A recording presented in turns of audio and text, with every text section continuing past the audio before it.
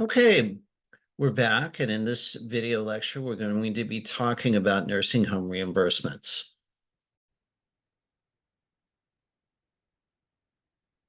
Okay, so again, as mentioned, we're going to be talking about nursing homes. In some ways, you'll notice some similarities between the inpatient reimbursement systems that we took a look at with MSDRGs. But instead of MSDRGs, there are other categories of payment that we'll take a look into. And there are other ways that we can have exceptions or variations. So what is a nursing home? Basically, a nursing home is a facility that offers 24-hour skilled nursing care and personal care services.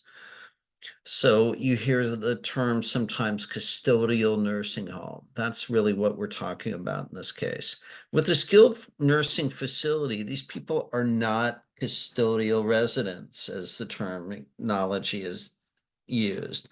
It provides short-term skilled nursing care and rehab. So say you have somebody who just had a hip replacement, a knee replacement, maybe they're not well enough to be home by themselves, but they're not ill enough and shouldn't be cared for at an acute care level in a regular hospital. So that's what a skilled nursing facility does. And these can be freestanding facilities, hospitals in San Francisco and Los Angeles who have lost bed capacity. Sometimes they'll turn these acute care facilities into skilled nursing facilities. Sometimes they're swing beds. So like a rural hospital may have a swing bed where you can move it back and forth between skilled nursing facilities and acute care. And again, there are different regulations that apply to skilled nursing facilities as opposed to acute care, and these will vary from state to state. Some basic concepts that are mentioned in your text and that you hear commonly used when discussing nursing homes are things like ADLs, activities of daily living. And these are the things that we do every day. We take a shower, we brush our teeth, all those things. And depending on how people do, this can be scored.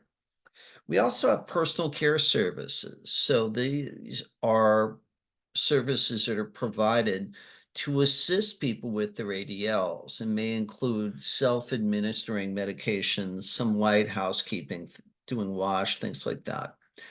And then we have rehab services. So these are things like physical therapy, occupational therapy, maybe speech therapy if somebody's had a stroke, what have you. So all these kind of concepts can be offered in skilled nursing facilities. So now we have a new acronym, of course, if it's coming from health information and reimbursement, we got to have new acronyms, new abbreviations, and this one is PDPM, Patient-Driven Payment Model.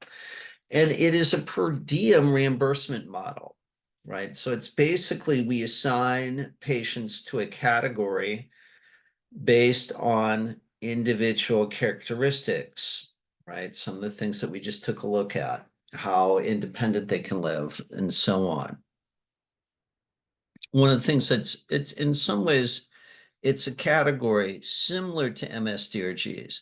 What's different about it? Well, there's no cap. In other words, you're getting paid for this as you go along per diem, as opposed to just whatever it is, and that's it. Excuse me, I don't know what happened there. So previous nursing home reimbursement used total therapy minutes.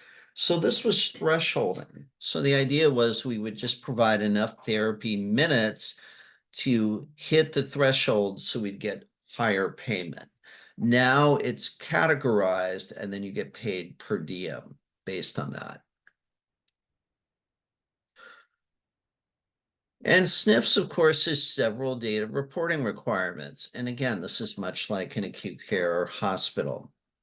And some of the data that's used are the resident assessment instruments, the minimum data set version 3.0, the care area assessment process, and the RAI utilization guidelines. So again, like hospitals, like other places, they have to submit data. You can see some of these things that are covered in the PDPM structure that includes nursing, non-case mix, occupational therapy, physical therapy, non-therapy, ancillary services, maybe giving immunizations, what have you, PT, and speech therapy. And again, with this structure, we want to have a grouping, and this is where this term comes in, the CMG. We'll talk more about CMG in our next video lecture.